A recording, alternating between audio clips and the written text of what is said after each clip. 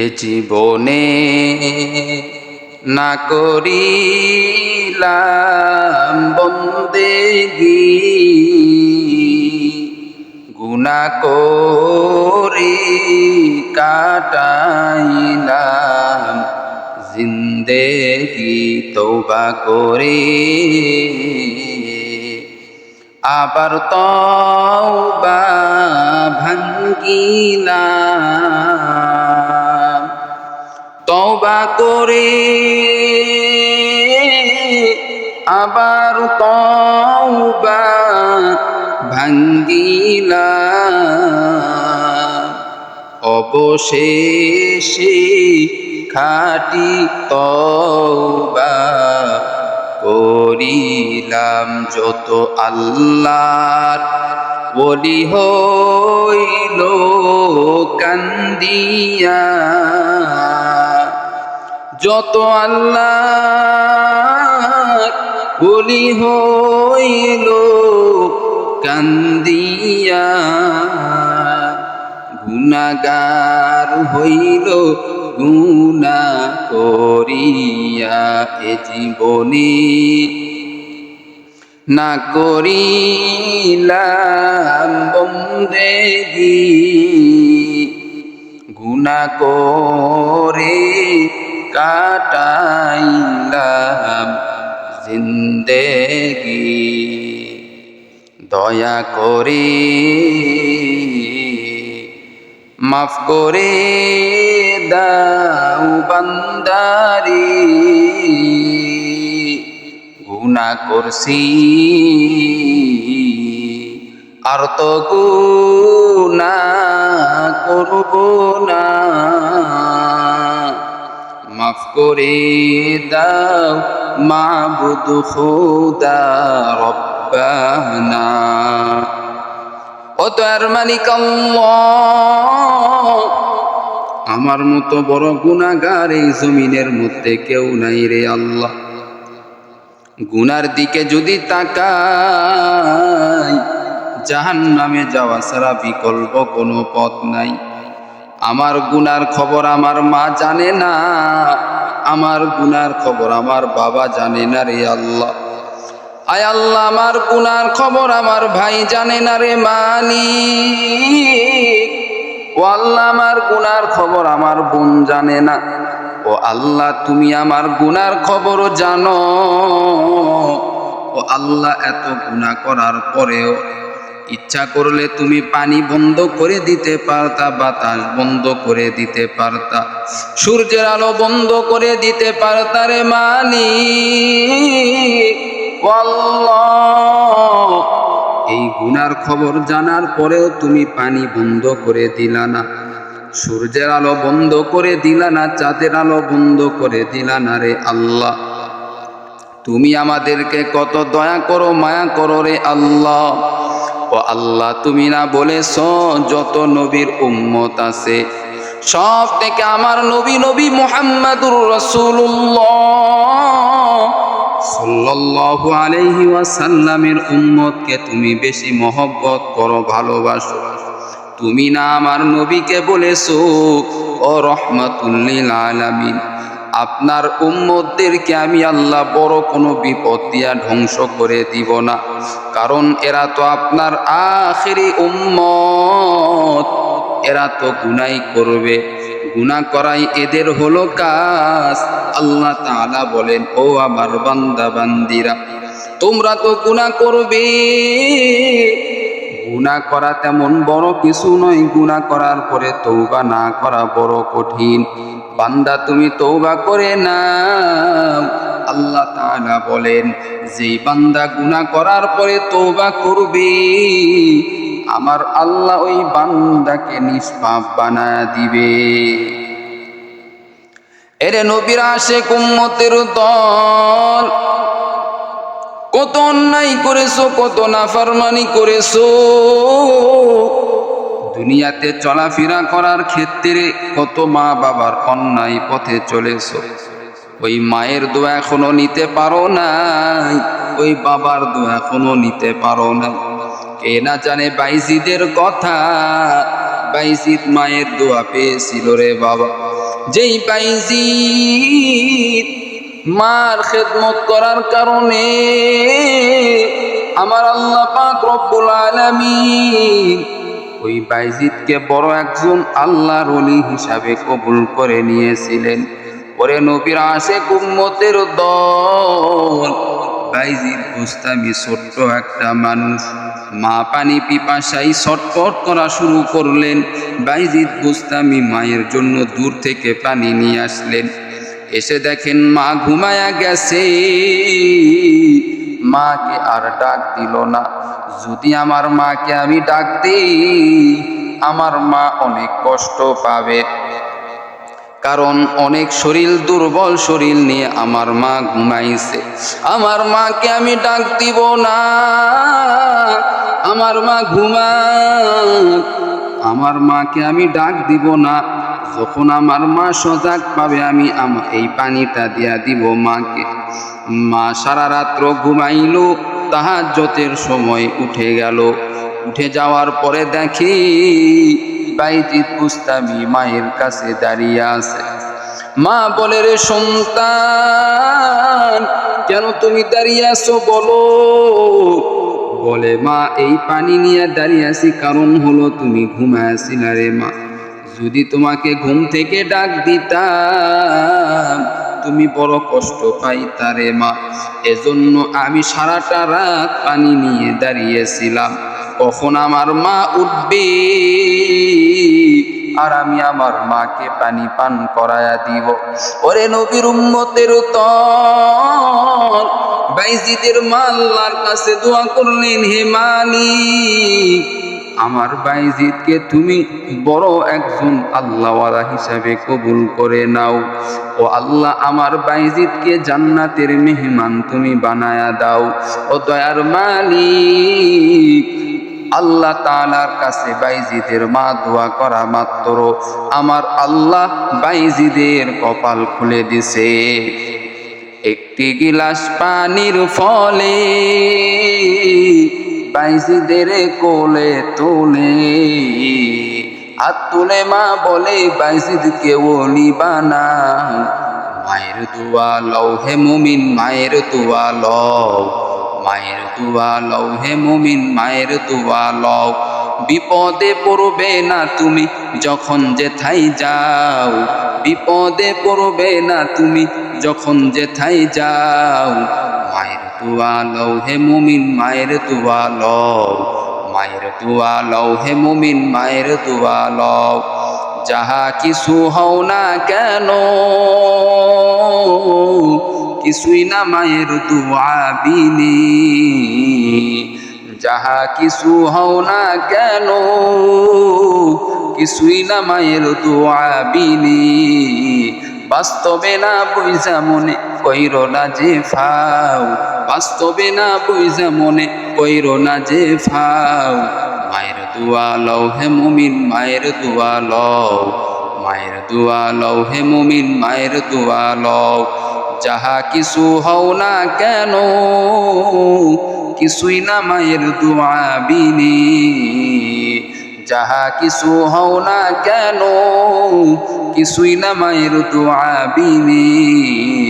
বাস্তবে না বুঝা মনে কইরো না যে ফাও। মায়ের দোয়া লও হে মুমিন, মায়ের দোয়া লও।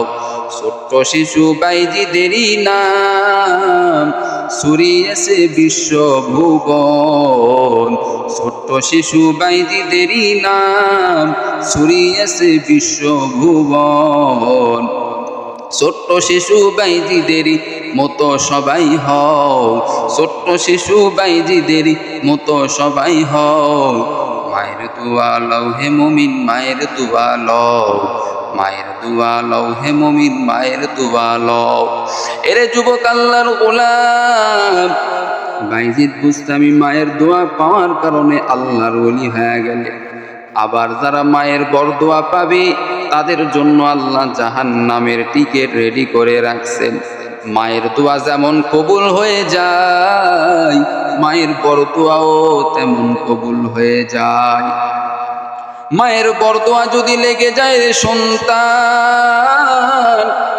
কোটি কোটি টাকার কামাই করিয়াও তুমি শান্তি পাইবা না, তোমার কোনো সুখ হবে না। আর যদি মায়ের দোয়া তোমার লেগে যায়, অল্প কামাই করলেও বরকত দিবেন আমার আল্লাহ বেশি। মায়ের সঙ্গে বেয়াদবি করেছিলেন আল্লাহর নবীর একজন সাহাবী আলকামা। মাকে দেখতে পারে নাই, মায়ের কথা সহ্য করতে পারতো না, কিন্তু নামাজ পড়তো, রোজা রাখতো, যাকাত দিত, সব আমল করত, কখনো মায়ের খেদমত করে নাই। মাকে কথার মাধ্যমে কষ্ট দিত, বিভিন্নভাবে কষ্ট দিত। আমার আল্লাহ আর সহ্য করতে পারলো না। এই আলকামার মৃত্যু যখন ঘনিয়ে আসলো, সাহাবাই কেরামরা আলকামাকে কালিমা পড়ানোর চেষ্টা করলো। এরে আলকামা কালিমা পড়ো, আলকামাকে বিভিন্নভাবে কালিমা পড়ানোর চেষ্টা করলো, কিন্তু কোনোভাবেই আলকামা আর কালিমা পড়ে না। এমন ভাবে তাকে চেষ্টা করা হলো, তারপরেও সে কালিমা পড়তে চায় না। হযরতে বেলাল আরো বড় বড় সাহাবাই কেরামরা আলকামাকে কালিমা পড়ানোর চেষ্টা করলো, কোনোভাবেই কালিমা পড়ে না।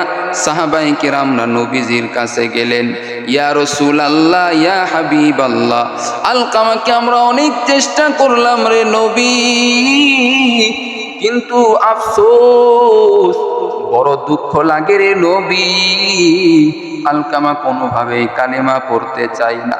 নবী বললেন, ও সাহাবাই কেরামরা, আলকামা কেন কালিমা পড়তেছে না তার কারণ বের করতে হবে। ও সাহাবাই কেরামরা, তার মা জীবিত আছে নাকি বলো। সাহাবাই কেরামরা বললেন, ইয়া রাসূলুল্লাহ, ইয়া হাবিবাল্লাহ, আলকামার মা তো জীবিত আছে। নবীজি বললেন, আলকামার মাকে আমি নবীর কাছে ডাক দাও। আলকামার মাকে ডাক দেওয়া হলো। আলকামার মাকে বলা হলো, ও আলকামার মা, তোমার সন্তান নামাজ পড়েছে কিনা? বলে, ইয়া রাসূলুল্লাহ, ইয়া হাবিবাল্লাহ, আমার সন্তান তো নামাজ পড়েছে রে নবী। বলে, তোমার সন্তান কোরআন পড়েছে কিনা? বলে, হ্যাঁ পড়েছে। আমার সন্তান যাকাত দিয়েছে কিনা? বলে, হ্যাঁ দিয়েছে। তোমার সন্তান এই সমস্ত কাজ তো ভালো করেছে, ভালো কথা, কিন্তু বলো রে আলকামার মা, তোমার সন্তান তোমার সঙ্গে কেমন ব্যবহার করেছে, তোমার সঙ্গে কেমন ব্যবহার করেছে জানার দরকার। আলকামার মা বলে, ইয়া রাসূলুল্লাহ, ইয়া হাবিবাল্লাহ, আমার সন্তান আমার সঙ্গে ভালো ব্যবহার কোনোদিন করে নাই, সর্বদা আমার সঙ্গে খারাপ ব্যবহার করেছে রে নবী, কখনো ভালো ব্যবহার করে নাই। আমাকে দুইটা চক্ষু দ্বারা দেখতে পারতো না, সহ্য করতে পারতো না। আল্লাহ রাসূল বললেন, তাই নাকি? বলে, হ্যাঁ।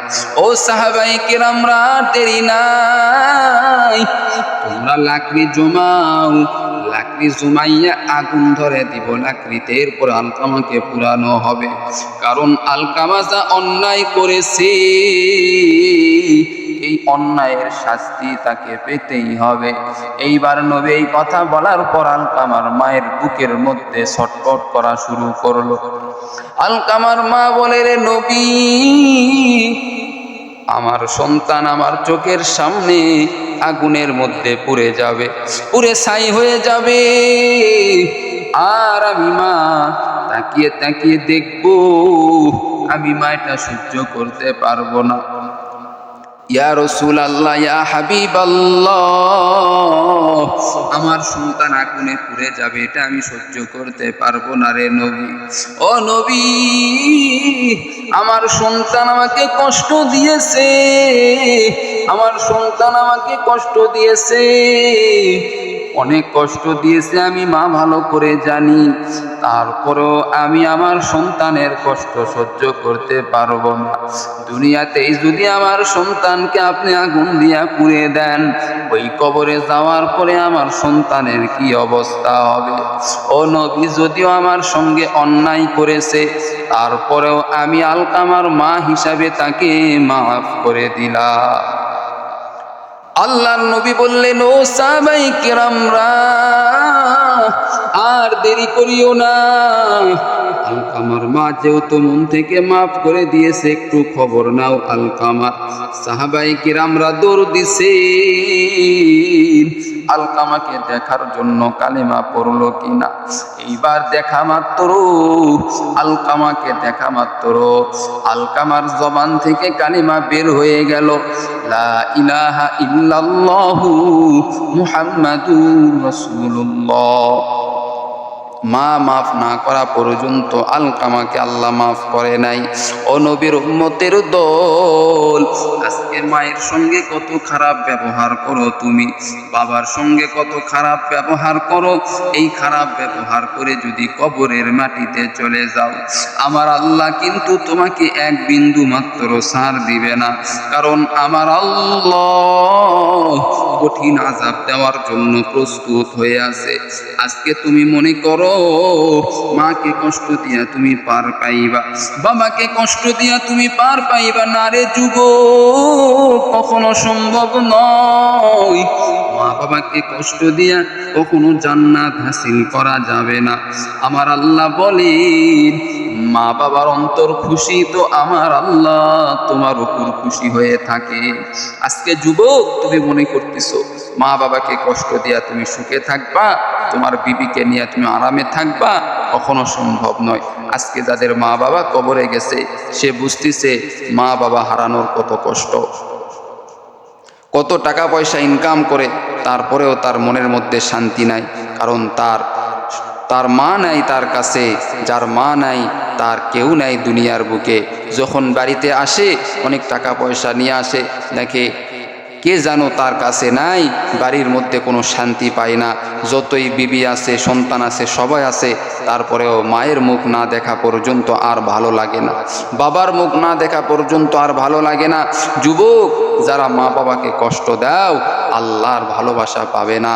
মা বাবাকে কষ্ট দিলে জান্নাত তুমি কখনো পাবে না।